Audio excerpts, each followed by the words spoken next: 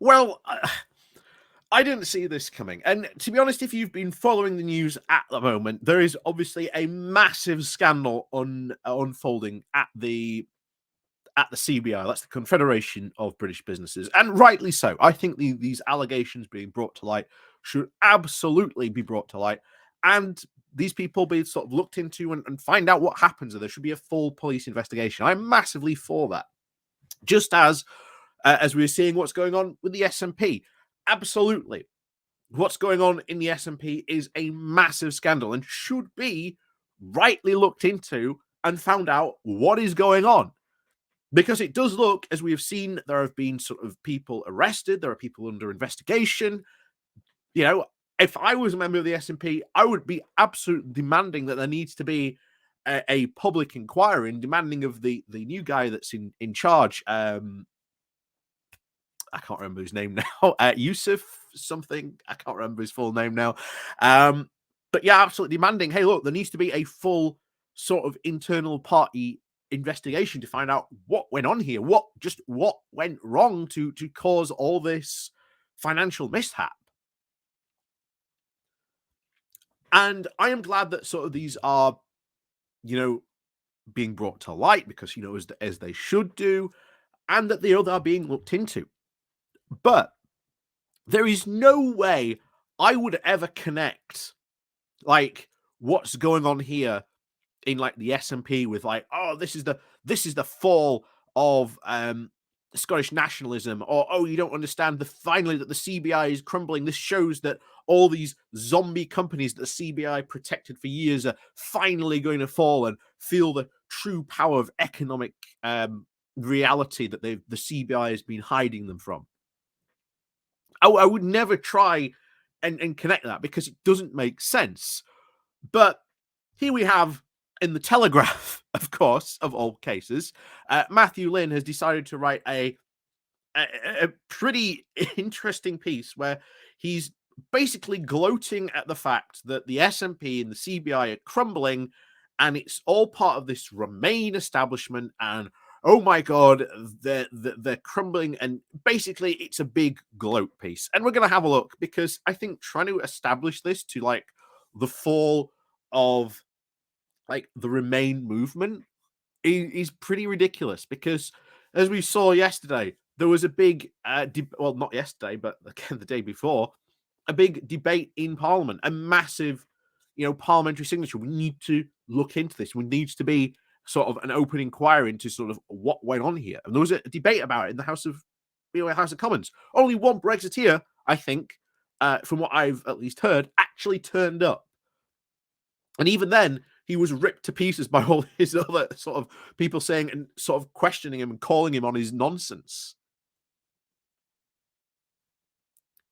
So, yeah, Brexit is an absolute failure, and it is only an absolute failure because the people who campaigned and wanted Brexit could not have a plan for what they wanted to do, and then couldn't even agree with them themselves about what they wanted to do. Now they've got Brexit done, because even then they're split alongst massive different ideological lines about what they want to do. If you want an example, just look at the EU retained law bill, with even some Brexiteers saying, yeah, I don't think we need this law. It's a bit of a ridiculous law, Jacob. We don't need this. So we're going to have a look at this and just, to be honest, poke fun at just what an absolutely ridiculous article is. Now, of course, this article does bring up, of course, some of the allegations that have been brought up against sort of people in the SNP and CBI, and that's absolutely true. But to try and say that this is now a crumbling of the Remain establishment, well, it doesn't matter. The Remain movement would survive, even if these two scandals, like it does look like this scandal is completely going to bring down sort of like the CBI. And even if sort of the SNP one became even bigger, more embroiled, and eventually sort of ended up taking down the SNP, let's say the Remain establishment, or quote, the Remain movement would still exist, because Brexit has been an absolute complete failure. It was built on the idea of what you people had been writing, Matthew, that this was going to be an absolutely amazing thing We'd do all these things. It would be absolutely wonderful. Whoop-de-doo. It's green pastures all the way. But that has never happened. And now they're trying to find any excuse they can to say, well, this is why Brexit's working. Oh, if they'd only listened to us, this would have happened. Or, oh, this isn't the Brexit I wanted. So let's get on into this. But before we do that, please do remember to click on the like, share, and subscribe button. And of course, down below, there are links to my Patreon page and one foundation link called Buy Me Coffee, where you can all buy me coffee. And of course, as always, thank you very much to all those people who do help and support the channel that way. And there's the YouTube thank you button and the Pony Club down below as well. So as always, thank you very much to all those people who do help and support. Like I say, even if you do click on the like and share button, that helps out massively as well. So let's crack on with this. So this comes from the Telegraph with the title of "The Remain Establishment of the SNP and the CBI is Crumbling." So get ready, because this is some serious gloating about about this stuff. And even if, no, not even if, but as we can see, all these allegations that come out about the CBI and the SNP doesn't stop the fact that they were right about what they were saying about Brexit. Because there are plenty of other big business establishment besides the CBI that were saying the exact same things, that Brexit's not going to work. It's going to be a bit of a disaster. So they would have overturned the vote with a second referendum. They would lead us back into the European Union, and they would persuade the British that they had made a huge mistake. Well, I think that's already been made pretty much crystal clear by all the polls that we've seen very much recently, with a 65% majority now saying that Brexit has been a mistake. So rewind only 3 years, and the likes of the Confederation of British Industry and the Scottish Nationalist Party, along with the fractious People's Vote Coalition, were the leading figures in the Remain establishment. And again, I'd say there was a lot more other things than that. And of course, he's going to get on to how the People's Vote Coalition sort of fell out into infighting. And yeah, that was really bad when that happened, but something to learn from for next time, guys. So, and now, the People's Vote campaign collapsed amidst bitter infighting. Its leading figures in the SNP have been arrested or are under police investigation. And most dramatically of all, the CBI has now fallen apart amid horrific allegations of rape and sexual harassment.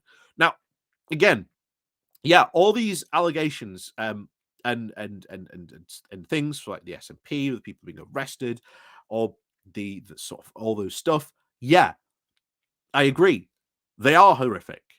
It is bad that has happened in the sort of the SNP, but it still doesn't devalue the fact, because there were plenty of other people saying the exact same thing in business and the political world of just how bad Brexit was going to go and how bad Brexit's going. But of course, he's now going to try and connect it all to, quote, the Remain establishment. So get ready. So, a coincidence? Well, perhaps. And yet, on another level, it is all connected. How is it all connected? Let's find out. Because I don't see the connection. How everything that's going on in the CBI and the SNP is somehow connected to Remain and the Remain and to the Rejoin movement. I don't see it. So, the Remain establishment was spectacularly sanctimonious, lecturing everyone else on their moral duty while operating on completely different standards behind closed doors. They weren't lecturing anyone on their moral duty. They were just bringing up the fact that people like you, Matthew, were going, Brexit's going to be great. Brexit's going to be wonderful. Oh, we do this, it's going to be absolutely wonderful. And then factions like, the CBI would come along and say, well, actually, if you do this, business is going to find these big problems. It wasn't just the CBI. You're talking British Chamber of Commerce, the Chartered Institute for Directors, so many other different business groups were saying the exact same thing. So it doesn't invalidate what they were saying. And yet, while they were going on behind doors, there was a different, completely set of standards. What? How again, I don't see where you're trying to sort of get this from. This is nothing but a massive gloat piece about what's going on in the in the CBI and the SNP. And it's pretty weird, to be honest. It's pretty weird. So, and now we are out of the EU and likely to remain so. That's not very likely at all, given the way that things are going at the moment. Its leading figures are completely pointless. A body like the CBI might as well wind itself up. Even if it did manage to clean itself up, there is no point to its existence anymore. What? So, this guy is making the case that things like the CBI and every single other British sort of lobby group or group that lobbies on behalf of like British businesses or groups that like promote British businesses, because there are a ton out there, should just wrap up and walk away.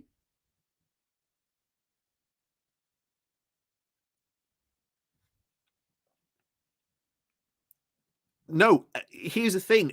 As other people have saying, yeah, it looks like probably the CBI, even if it can maybe manage to get itself through this, it will probably come with a lot through like reputational damage. It may limp on, but there are other groups out there like the CBI that do exactly the same thing.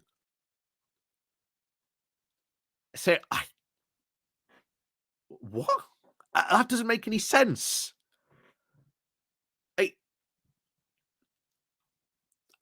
Again, this is just a massive gloat piece about it falling, and again, the fact that the CBI was one of the big voices saying, Brexit is not going right. Business is going to face all this stuff. If you want to do this, how do you intend to solve these problems? And of course, someone like Matthew, who wrote this article, would have turned around and say, oh, that's just Project Fear. So, one by one, the pillars of the pro-EU coalition that at one point promised to realign British politics and society along the leave versus rejoin axis have fallen apart. Well, we weren't the ones really doing that. We weren't trying to sort of realign politics or society. We were basically saying, look, Brexit is a massive mistake that needs to be reversed because it's doing a ton of damage to our economy. We can see that happening now. It was you guys who were saying, oh no, we need to sort of realign our politics to this leave narrative. We need to become more nationalist. This is why the National Conservative conference is happening with big stars like Suella Braverman and Michael Gove are going along with other Conservative MPs are going to be there talking. Jacob Rees-Mogg, the Miriam Cates, who's basically the MP next door in Penistone and Stocksbridge, is going along. And to be honest, what's being sold at that conference seems pretty fascist, to be honest. So that's a big overprojection on that. So the People's Vote campaign that led the charge for another vote to overturn the 2016 referendum fell apart over its finance and strategy. Yeah, so what? Still hasn't gotten rid of it completely. There's still a massive movement for rejoin. And that's gathering. We can see it from the polls, but hey, you live in your, fantasy where the UK is never going to rejoin, but, you keep on trucking along with that dream because it's going to be shattered probably sooner rather than you think.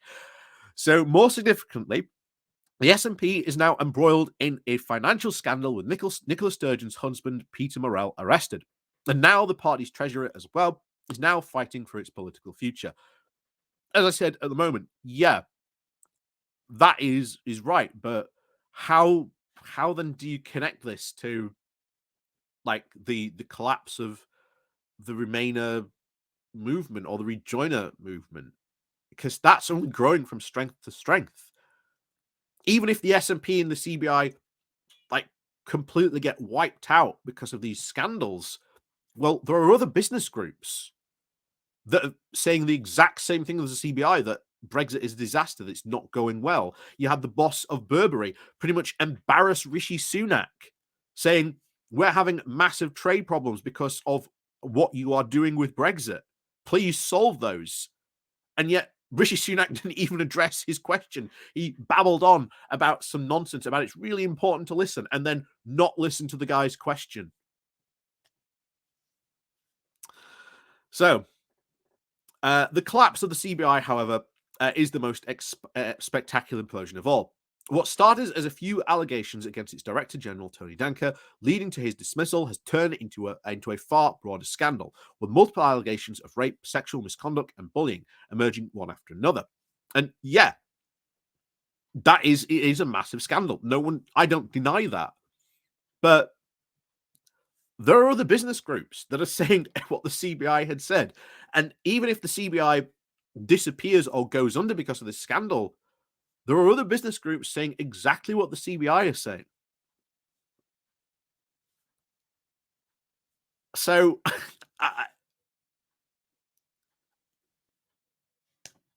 again, this isn't anything other than a massive gloat piece because he can finally see a group, an organization that he hated because, again, it was anti-Brexit, very much pointing out all the failures of his beloved Brexit, is now collapsing.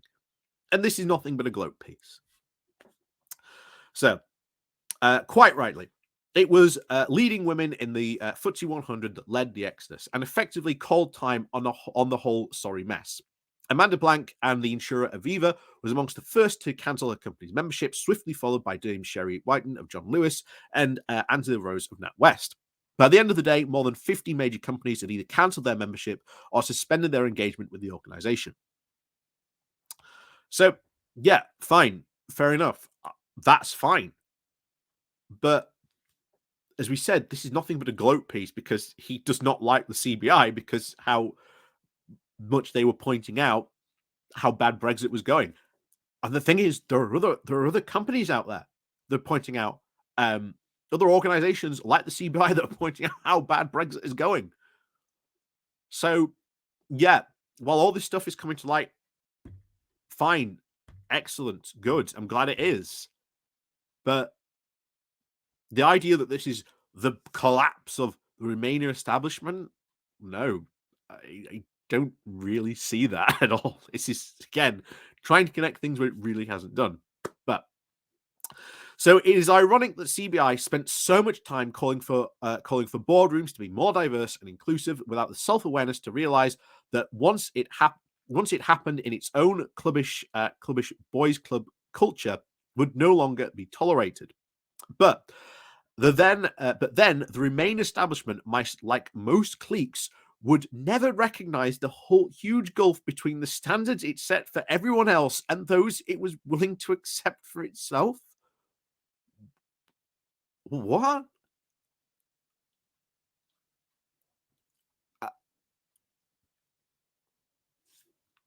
I don't see the connection here. Like, what do you mean that the huge gulf of standards between it set for everyone else and for itself? I don't understand. Why are you trying to connect what's going on at the CBI to like the Rejoin Remain movement? Just I don't understand why he's trying to connect it, but it is, as I said before, it's just a massive gloat piece because he doesn't like the CBI. So the CBI has now mothballed its operation while it figures out how to clean up its act and relaunch itself. In truth, it would be better off simply winding itself up. The CBI is a relic of a bygone age. A body that is meant to be setting standards for the rest of the British industry certainly shouldn't be run like a trucking firm from the 1970s. There are far more other groups out there like the CBI saying the exact same thing. So even if the CBI goes, there will be another body that will take its place. All those other people that have suspended the membership will probably join other groups or organizations. You know, the CBI is not alone in what it sort of preaches, what it says, and what its mission is. There are various other groups in the UK that do that as well. So I don't see why, if this is gone, why is all the other groups, are they a bygone age as well?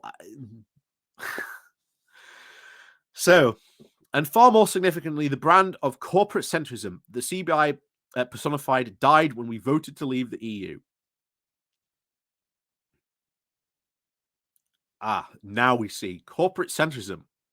What is corporate centrism? Oh, that's right. Because this guy probably subscribes to the whole libertarian idea of economics, that companies should be able to sort of treat their employees however the hell they want, just as disposable wage slaves. There should be no minimum wage, no standards, no anything like that. You should just be the company should be just be free to do whatever they want. The government should just not be involved in any regulation whatsoever. Because that's what he's really saying in that one sentence, where he's saying that, oh, that whole corporate centrism died when we voted to leave the EU. So the lobbying corridors of Brussels were the only environment in which it generally shone, but the UK is no longer welcome there and won't be for a long time. Well, here's the thing, my friend. We saw this when Brexit happened. All these lobbying groups, and it's not just the CBI, all these trade unions, all these different business groups went from Brussels back to London.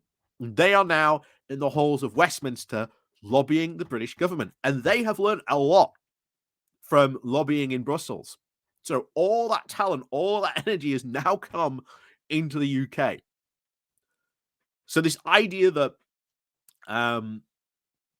they've lost Brussels, well, they've come back to the UK, into sort of Westminster, and they are lobbying the British government, and they are very clearly saying so with one message.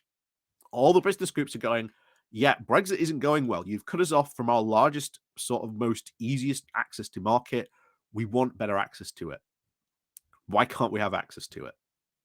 You saw the boss of Burberry, as I said recently, basically embarrass Rishi Sunak. So the government is no longer interested in what it has to say. That might be the case because of, again, the scandals, but there are, again, more business groups like this in the UK. So what about the Federation of Small Businesses? Should that wind up as well? And the small group of giant multinationals it represents have very little interest in Britain. You've just said John Lewis and these other group and Nat West. Those are British-based multinationals. And it was the Confederation of British Businesses. No. Again, I don't even think he really understands what the CBI was. I think he's just gloating about the fact that a group that he hates is going through this scandal. So he's taking every single chance he can get to just gloat over it because he didn't like what they had to say about Brexit. It's very obvious. So in reality, business has lots of voices depending on whether they are large or small in tech or finance or manufacturing or any other multitude of factors. But no one body can speak for them all. And yet there are other groups, other bodies that act exactly the same way. And that we speak for British businesses. So, what about Federation of Small Businesses? What about British Institute of Directors, Chamber of Commerce, to name but a few? I'm pretty sure if you were looking them, you could find them all that would say that exact same thing. You're saying that no one body can speak for them all. So, even worse, it has been a long time since the organization has been led by a real business person. Oh, here we go. This person wasn't a real business person. He had no idea what he was doing. Of course, again, any excuse to sort of stick the knife in. I will say very plain and clearly, all this stuff that is being put leveled against the CBI, again, very serious and should rightly be sort of investigated. And if they are found out to be true, exactly, should be prosecuted by police. But the idea that, this organization hasn't been led by a business person for years.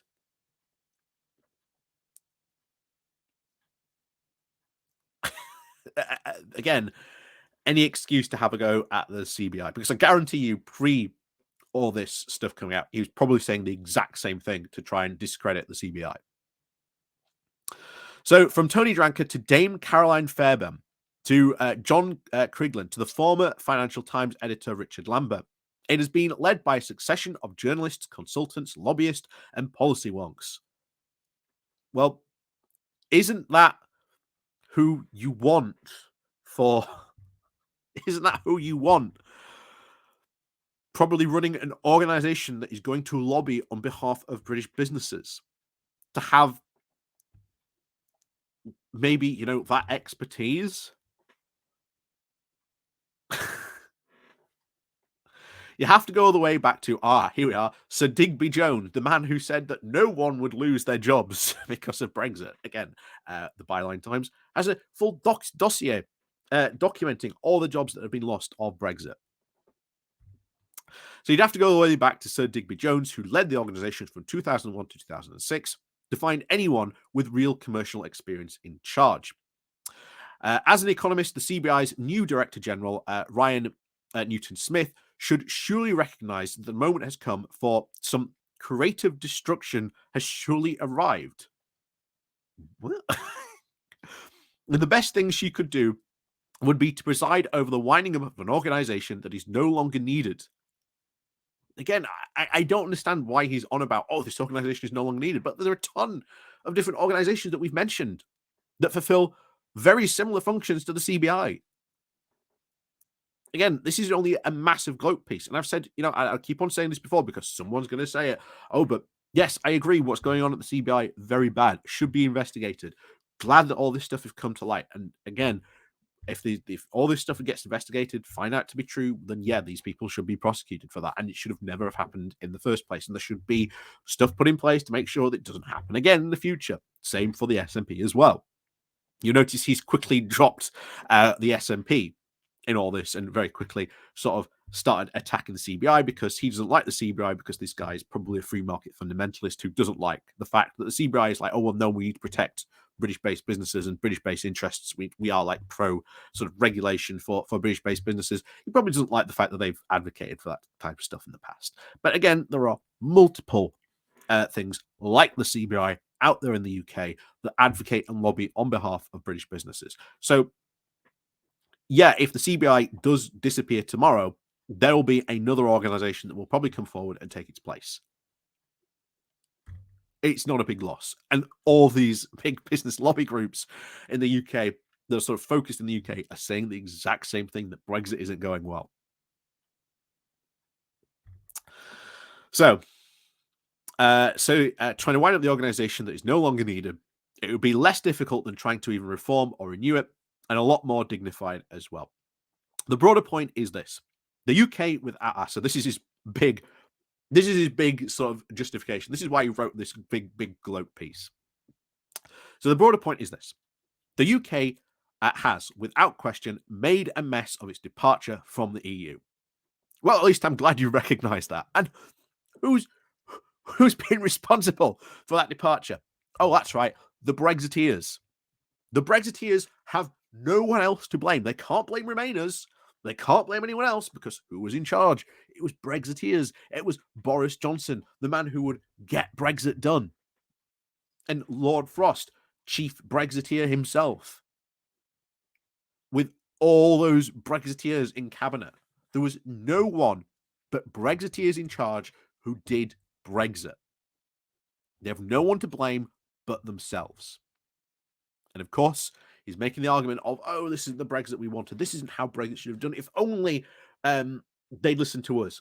You may remember a couple of weeks ago, we said that there was probably going to be a cottage industry that will exist for years now. Just like we see on the left with like people who are like communists. You say, no, you don't understand. Communism would have only worked if they had done this or if they had done that or, something else. It will be the exact same with Brexit. People like this guy will make an entire cottage industry saying, if only they'd done Brexit like this, if only they had listened to us. But these people weren't in government. And when they did listen to their free market fundamentalists, well, we got Liz Truss, who crashed the British economy, who almost crashed and destroyed and wiped out the UK pensions industry.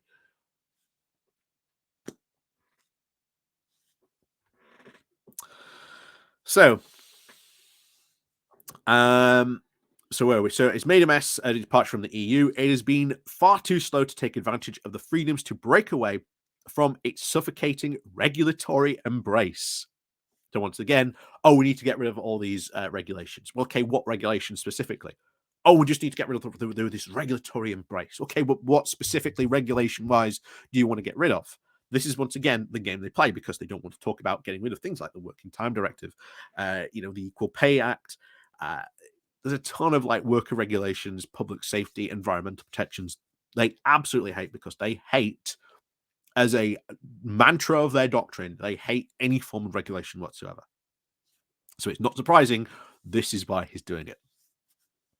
And although there are slowly some promising signs, such as the far more liberal regime for artificial intelligence, but we are out and we are not likely to rejoin now. You say that now, but you know, I'm sure the more when we get sort of Keir Starmer and he's doing sort of more alignment deals with the EU, this guy is going to absolutely freak out. And soon as Starmer starts doing these, they'll be saying, "Oh, Starmer's going to rejoin. He's making us rejoin the EU by stealth." Again, put that phone call in for a couple of years' time, because I can guarantee that's what these people will be saying.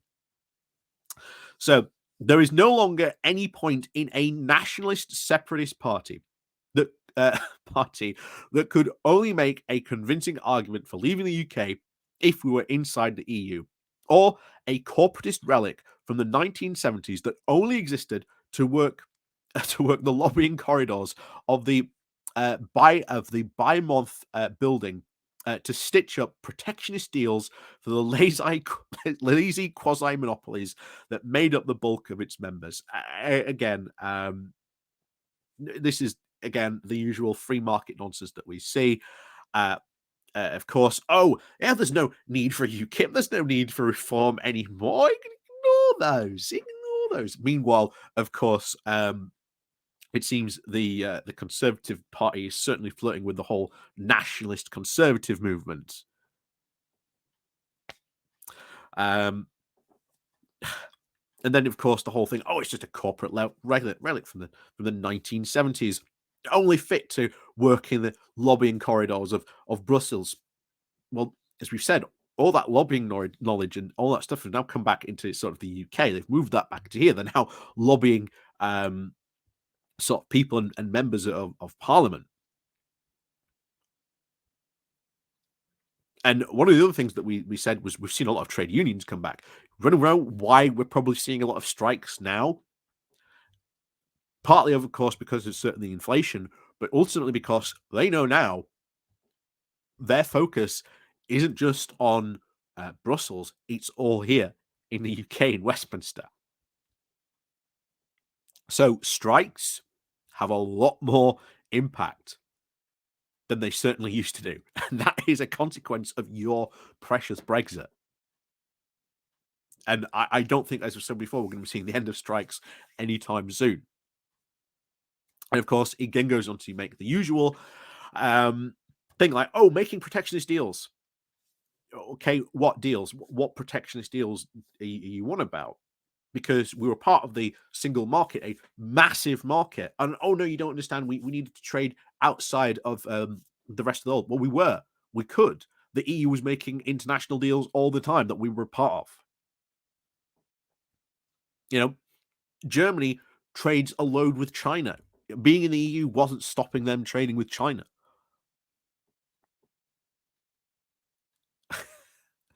And then, of course, the lazy quasi-monopolies. Of course, we've talked about the idea of zombie companies that these free market fundamentalists sort of like to say of, being in the EU and having all these regulations, all this low inflation was protecting all these really lazy companies that, scoot on by. In reality, they're dead companies, but they might employ hundreds of, maybe a couple of 100,000 people up and down the UK. But if you suddenly take out these companies, these zombie companies, they say, 100,000 people suddenly lose their jobs. They cannot be suddenly quickly replaced. But of course, this guy is like, the market it's all competition, growth. And this is why he wrote it at the end of the day. and to try and get across his point of, no, we need to be fully on to these, these free market fundamentalist ideas. Liz Truss was right all along. But meanwhile, Liz Truss's ideas, when we tried those, crashed the economy, almost destroyed the UK pensions market, and put us in the position where we are today. And if your ideas are so good and are so good economically, well, where are all these other countries that are engaging in your economic ideas? Because they don't seem to exist. So, the financial or sexual shenanigans may have been the fuse that blew it apart, but the Remain establishment was already long past its sell-by date. And now we've moved on from Remain, we're now the Rejoined. So you get with the times, my friend. Like I say, have you seen the polls recently? And no one will miss it. Now it has been decisively consigned to history. Yeah, this was a really bizarre piece, to be honest. A really bizarre piece. It's nothing but a big gloat piece. The fact that obviously the problems in the CBI and the SNP, and if he wanted to do a story about the problems in the SNP or the CBI, fine. But why on earth are you trying to connect it to like the Remain side? Oh, I know, because you didn't realize that certainly the SNP and the CBI were constantly bringing up points, as were many other people in both political groups and even sort of pro-business groups in the UK, are constantly bringing up how bad Brexit is. So you're like, great, someone else we don't have to sort of, listen to anymore because they've now gone. I can still sort of, keep my fingers in the air and go la la la la la, Brexit's working. But this is essentially what it was. It's a big gloat piece. Of course, what's happening in these organizations, and yeah, what's happening in these organizations is bad. I will keep on saying that it is bad, but the idea to try and link it to like the Remain establishment because they were so sanctimonious. Well, no, all we were pointing out constantly was, look, if you do Brexit, if you do these things, what are you going to do to the fact that there are going to be these consequences? And then people like this guy would just dismiss any idea that these would be the consequences. And instead, as you stood there, Brexit's going wrong, but it's only because of, we're not taking advantage of all these sort of Brexit opportunities, which is basically the free market fundamentalist nonsense. We need to sort of strip completely 100% the idea of regulations completely from the government. The government should have no involvement in regulating any of the markets whatsoever. And yet, business groups, not just the CBI, have argued continuously, no, there needs to be regulations. We are very, very pro-regulations here in the UK. But of course, not, of course, if you're a free market fundamentalist like this guy, and then you write bizarre pieces like this. But hey, there you go. So, as always, thank you very much for watching. And of course, please do remember to click on the like, share, and subscribe button. And of course, as always, thank you very much for watching. And of course, we'll see you all next time.